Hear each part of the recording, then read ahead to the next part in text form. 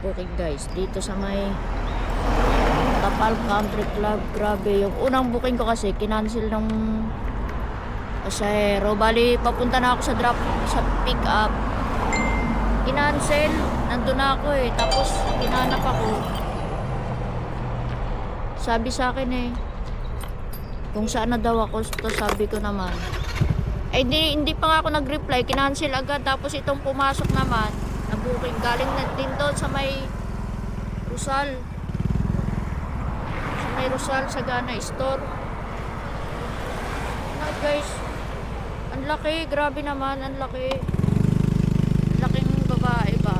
Nagulat ako eh, pero okay naman isakay. Wala namang problema sa malalaki, basta marunong lang eh.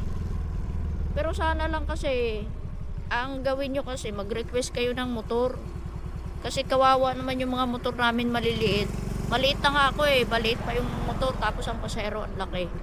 So gusto ko tanggalin to ni Grab yung Move It sa account ko eh. Pupunta nga ako ng office kapag kasinipag ako, ipapatanggal ko tong account ko sa sa Move It. Tanggalin niya dito sa Grab kasi ang Grab Food, mas okay yung Grab Food kaysa sa Move It eh. Kaya siguro pinagsama-sama nila to para yung ibang mga Move It makapag-Grab. Eh paano naman yung mga dati ng Grab? Nawala na ng slot. Walang booking na pumapasok, kahit i-online ko yung Grab ko, walang pumapasok na food eh. Maliban na lang siguro pag dadayo ako sa sa bandang Maynila, Makati, ganyan. Pero dito sa area ng Las Piñas saka Alabang, zero ako sa food dito. Nga ako dito kapag kaya pag in-online ko to tapos walang Move It, i-off ko yung Move It, walang booking na papasok. Ang laki pa naman ng loan ko kay Grab. Bahala kayo dyan pag tinamad ako mag-Move It.